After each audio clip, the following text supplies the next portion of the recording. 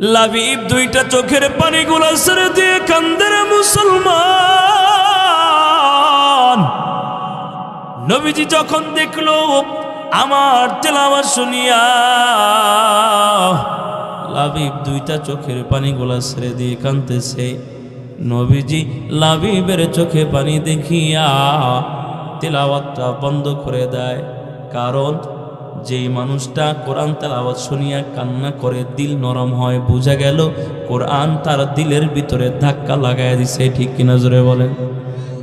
নবীজি যেই মাত্র কোরআন তেলাওয়াতটা বন্ধ করে দিছে, লাবিব এবার ডেকে ডেকে বলে, খবরদার মুহাম্মদ তেলাওয়াত বন্ধ করিও না, এই কোরআন এত মজা, লাইসা হাদা কালামুল বাশার, আমি পৃথিবীর জমিনে এত সুন্দর তেলাওয়াত, এত চমৎকার তেলাওয়াত কখনো শুনি নাই।